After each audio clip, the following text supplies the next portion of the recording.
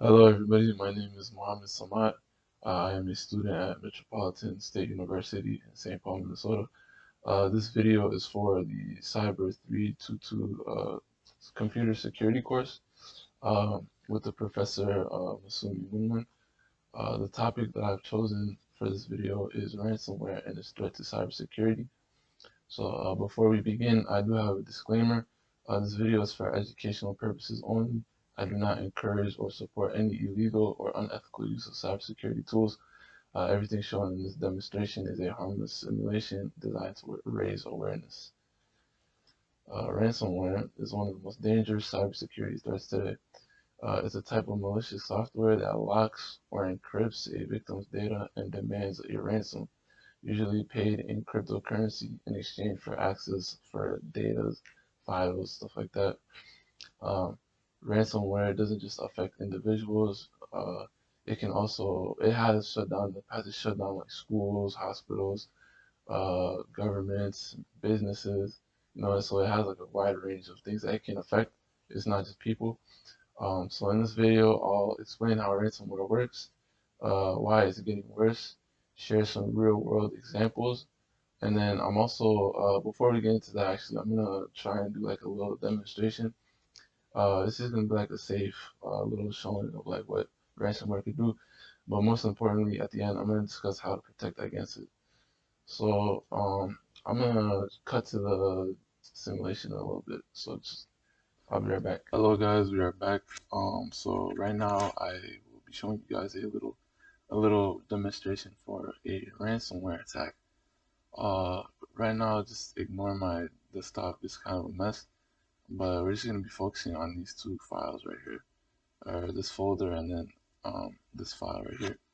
So in a ransomware attack, it can be from anything. It could honestly like a common like individual case could be like you get an email sent to you and it has a link and the email says, hey, click this link for free money.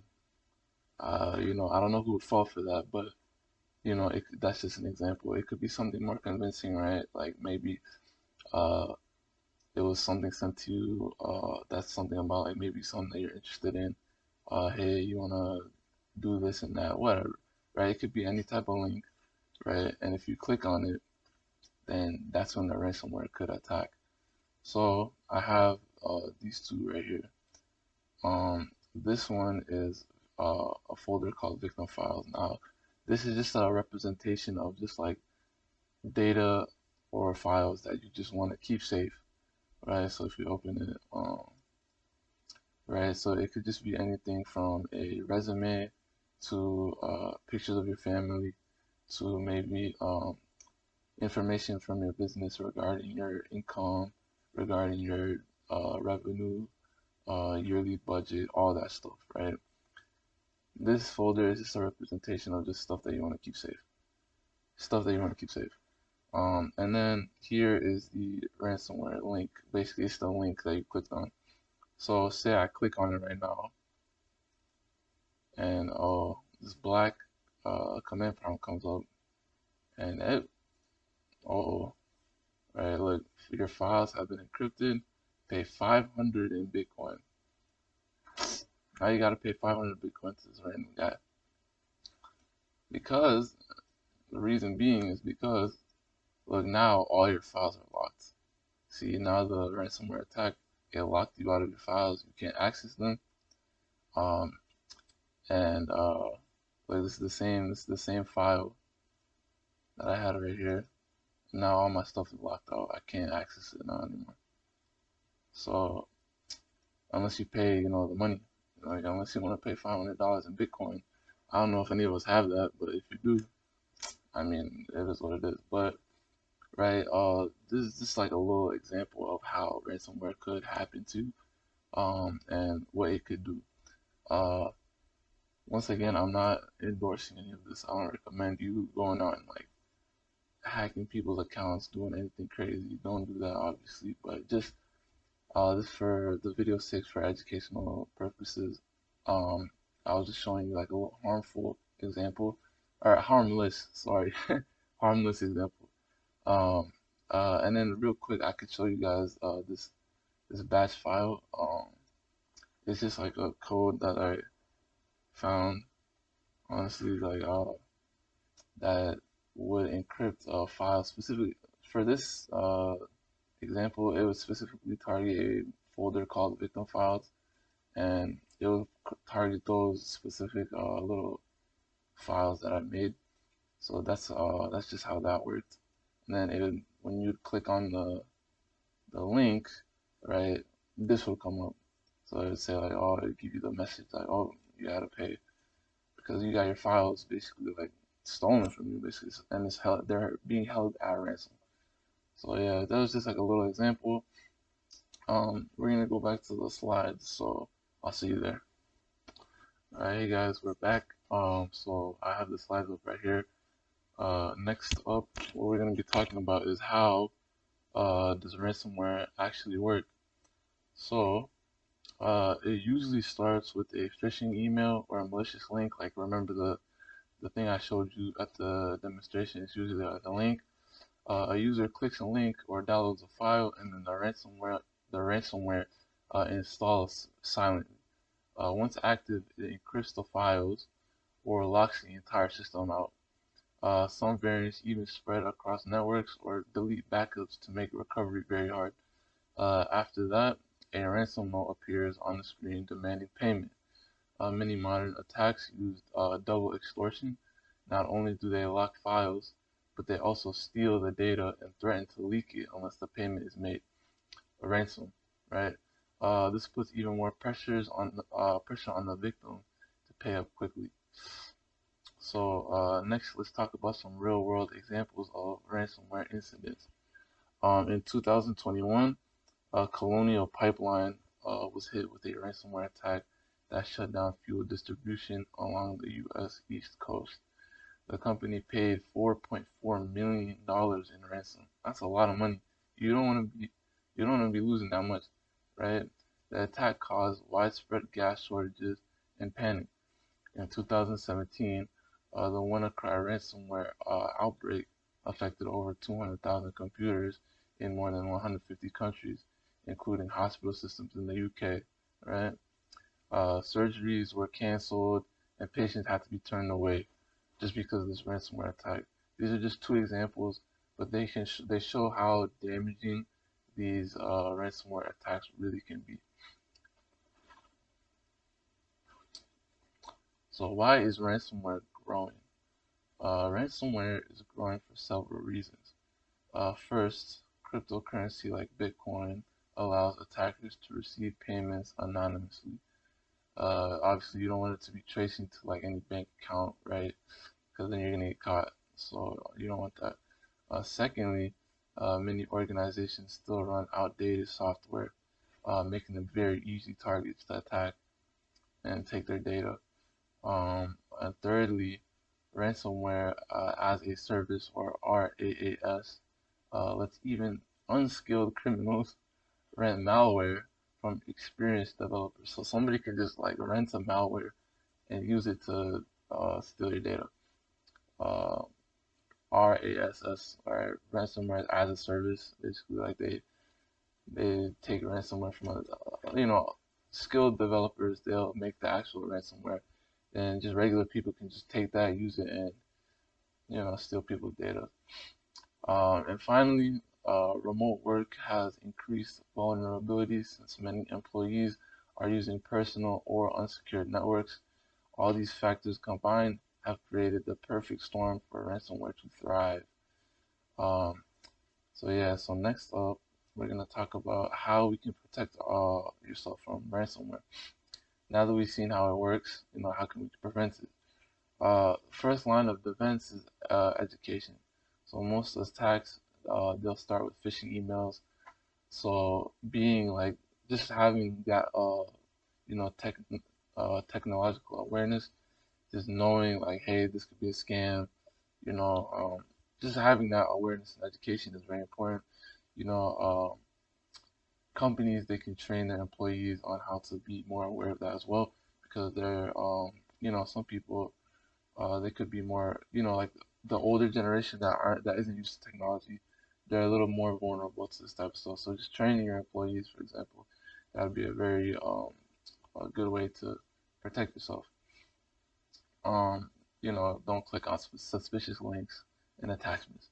All right. Secondly, always back up your data, both offline and to a secure cloud location, so that you can always, in case you do get hacked, in case you do get like a ransomware attack, you still have your data backed up. Thirdly, keep all your software and systems up to date. Many ransomware attacks succeed because of known like vulnerabilities, like in systems that haven't been patched out yet. So, um, like if you're running an older software and there'll be like known, you know, well maybe glitches, not a glitch, but like exploits that they could take advantage of in the software that say you were using a more up-to-date version of that software, you wouldn't have been attacked because the ransomware, it wouldn't have worked on the new like updated version, because usually these ransomwares, uh, they're based off of vulnerabilities that are already known. So yeah, just stay up to date, update your stuff. And fourth, install reputable antiviruses.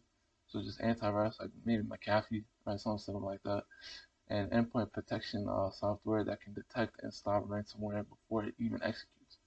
So, beyond those basics, organizations need a layered defense. Because just being like aware of what could happen, having technological awareness, that might not be enough. Just not clicking links. Some people might have more advanced techniques to get your data. So you gotta have layered defense. Um, for example, using firewalls to filter network traffic, enabling multi-factor authentication to protect accounts, and apply the principle of least privilege that users only have access to what they need. That one is interesting because in this class, the computer security class, what we did is we did some weekly labs, and in one of the labs, um, there was a lab where you were basically like the administrator. I remember, and what you were doing is you were assigning different users like specific roles so that they could access like specific files. For example, the HR employee you'd only give them access to HR files, right? Hiring resources files, human resources files. Um, the developers, for example, they'd get the developer files, so it's like all the code and stuff like that. They have access to that. They don't have access to the HR files though. They only have access to their coding files. Same thing with the HR employee. They wouldn't have access to the programming files, stuff like that, right? Making sure that the users only have access to what they need can also be a good um, like layer of defense. Um, Regularly testing your backups and your incident response plans. So uh, making sure that all your data is backed up, right? Because like if it doesn't get hacked, you still have your data backed up in the cloud, so you can still access it again. Um, or training your employees, doing like maybe like kind of fire drills, kind of like how we did back in school. Um, where like you could pretend something, like you could do like a controlled malware uh, attack, and you would have like your crew, you would have your team uh, take the precautions to protect the data. Staying prepared, stuff like that, it'll make it so that you guys know what to do in case something does actually happen. The goal is to make it harder for attackers to succeed and easier for you to recover. Even if they do succeed, you can recover everything back, right? You won't lose your data. You won't have to pay a crazy fee, crazy ransom, right? Um, so yeah, just remember, cybersecurity isn't just a technical job, it's everybody's responsibility. It's like a ecosystem and everybody fills their niche. So next, it's the next part of the slideshow is gonna be like a little TSA kind of, just so taking action now, don't wait. So the worst time to think about security is after you've already been attacked. So you want to be proactive right here. You want to be proactive, not reactive. Set the policies, enforce them, train your team regularly. Once again, doing those little fire drills like I was talking about earlier could help a lot. Ransomware isn't going away anytime soon. People are gonna be, doing these attacks until the end of time, right? People, as long as the technology exists, people will do this. But just because that's the case, that doesn't mean that you can be an easy target, right? You want to have a strong defense, and even small improvements can make a big difference. Like awareness, right? Technological awareness, just knowing not to click those links. Don't click those links, please, right? Preparation, stuff like two-factor authentication, right? Those type of actions are your keys to staying protected. So just to wrap things up, uh, final thoughts, right? Ransomware is a growing and evolving threat, but by understanding how it works, learning from past attacks, and applying layered security practices, we can reduce our risk. So I hope this video gave you guys a clear picture of ransomware and the landscape around it and how to defend against it. Hopefully you guys, don't fall for those those scams. Don't fall for those scams, guys. Don't click those links. Check your emails, right? It's just easy stuff like that, right? So these are the sources that I use for some of the information in the video. And if you guys enjoyed, thank you. Thank you for watching, and have a good rest of your day. Thank you, guys.